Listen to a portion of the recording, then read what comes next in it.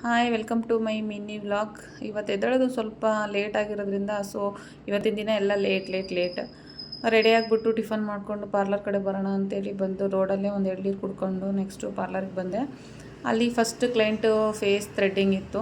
ಅವ್ರದ್ದು face threading ಎಲ್ಲ ಮುಗಿಸ್ಕೊಂಡು ಮಾರ್ನಿಂಗೇ ನಮ್ಮ ಮೂಡ್ ಡಿಪೆಂಡ್ ಆಗೋದೇ ನಮ್ಮ ಕ್ಲೈಂಟ್ಸ್ ಮೇಲೆ.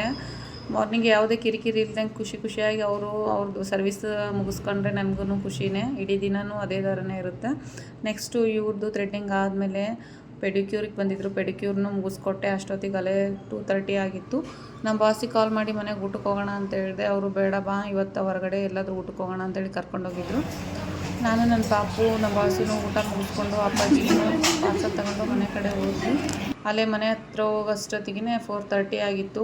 ಇನ್ನೊಂದು 10 ಮಿನಿಟ್ಸು ರೆಸ್ಟ್ ಮಾಡೋಣ ಅನ್ನೋದ್ರೆ ಅಷ್ಟೊತ್ತಿಗೆ ಟೈಮ್ ಆಗುತ್ತೆ ಅಂತೇಳಿ ಅಮ್ಮ ಟೀ ಕೊಟ್ಟರು. ಟೀ ಕುಡಿದು ಅಮ್ಮ ಜೊತೆ ಮಾತಾಡ್ತಾ ಕೂತಿದ್ವಿ. ಅಷ್ಟೊತ್ತಿಗೆ 6:30 ಆಗಿತ್ತು.